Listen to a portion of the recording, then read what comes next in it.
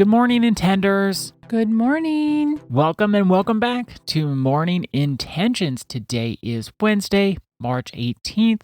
Thank you for joining us this week and today. Annette, thank you for joining me for this month and this week. I've thought a lot about what we've talked about when it comes to checking in with our childhoods and our childhood wounds. And it's given me a nice perspective of there are traumatic events that happen to people, and we don't want to negate those and dismiss those.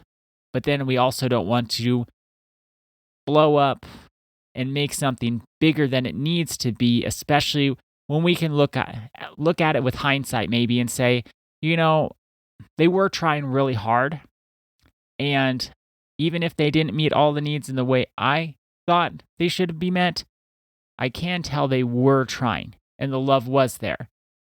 Because whether it's your parents or your grandparents, there are going to be things that they do that you don't appreciate or that are going to be hurtful, but we can't take those hurtful events and then take all the love away from that and all the love away from those relationships.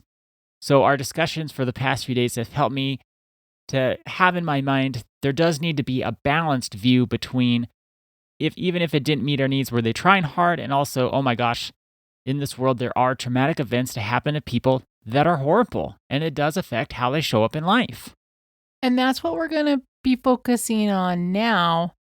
The reason that we had the discussion the past few days is because we don't want to water down the fact that there really are traumatic things that happen. But if everyone can say, oh, well, my mom and dad and some flippant little thing that their mom and dad didn't do, and then that's damaged them for forever, then the people that actually have had trauma, it just waters it all down. And that's where, to me, sometimes our language is quite limited because there's wonderful people trying hard and they do a wonderful job. There's wonderful people trying hard and they mess up. There's not so wonderful people that aren't even trying.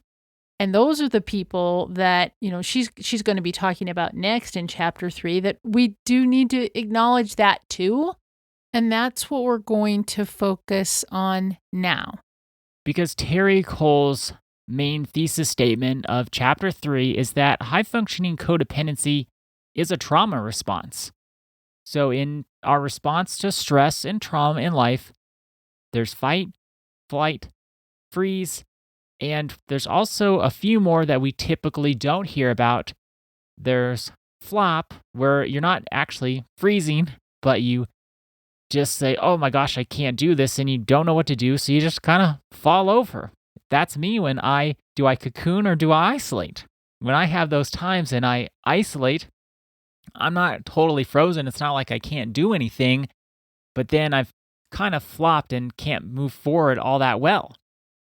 There's also fawn, F-A-W-N. Not like a small deer, but when we fawn on each other and we placate, we appease, we accommodate in order to keep ourselves in the situation at an equilibrium so it's safe. So, okay, I don't want things to get out of control. I don't want anything to become too much. So then if I'm coming from high functioning codependency, I become too much. And then, of course, that becomes its own cycle where to keep things from becoming too much, we become too much. And that happens over and over and over. And then what happens is if that was experienced in our childhood home and we started being codependent, and especially high-functioning codependent, and taking care of everybody while also trying to do and be everything for ourselves, if we haven't taken the time to heal that pattern and come to a place of peace about it, to heal our trauma, we just repeat that pattern for the rest of our lives. Then every relationship gets colored with that trauma. Because what happens with us, we don't leave our childhood homes and then go and become brand new people. Wherever we go, there we are. So if our childhood home has had trauma, and then we dealt with it through codependency, all the other relationships we have will come from a codependent perspective and use codependency to try to feel safe in those relationships. Even that, though, we can dive into. I am a high-functioning codependent who is recovering, will always be recovering, but then there are certain people, such as you, that I'm not codependent with. And so all of this can be so nuanced. So Terry Cole on page 64, she has a paragraph that I would like to read because I think that'll help us to understand where we're going here, because we are going to go to trauma. And she talks about Gabor Mate. If you have experienced trauma in your life, and he would say we all have, but I'm talking about those real big capital T traumas. He is a very good resource, and his book, The Myth of Normal, is a fabulous book for people who have struggled with trauma, because he teaches that trauma is not what happens to you, but what happens inside you.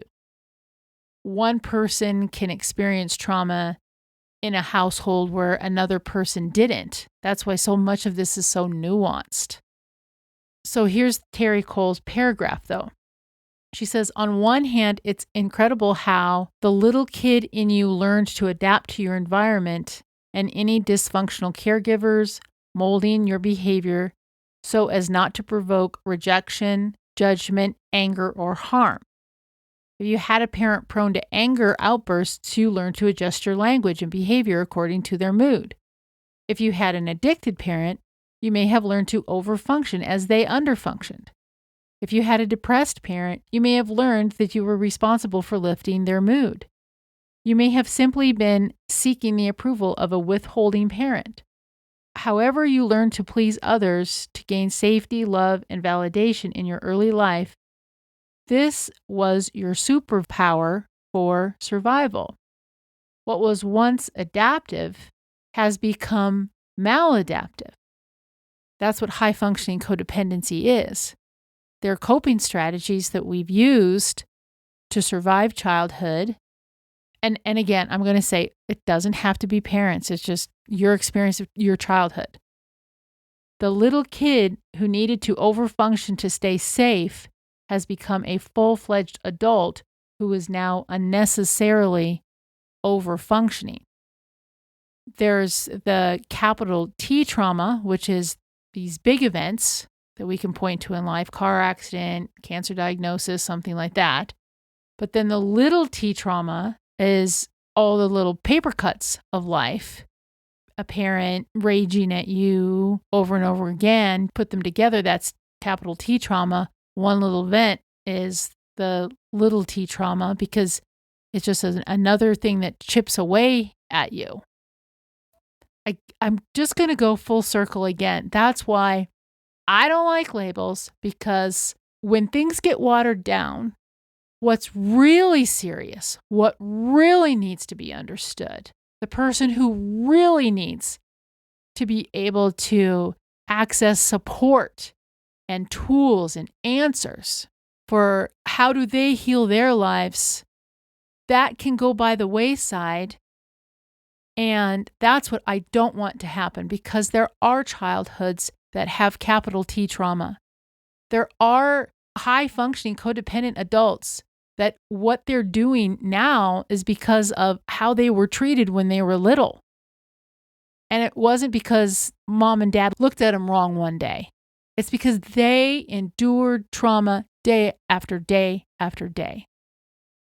And when you are a high-functioning codependent, and if you don't understand that what you had to deal with was more than what other people had to deal with, and what you did is you took what was a really, really stressful situation and you tried to show up in a loving way and a caring way, when that gets lost and then people are labeling you as controlling, or they just think they know everything, or all the ways, that people will talk about a high-functioning codependent, and we have seen it around the coaching table.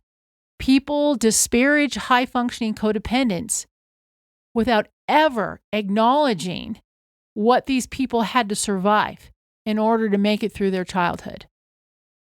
And that is why I don't want just broad labels, because there really are people who have suffered in childhood that has impacted and informed every day of their adulthood.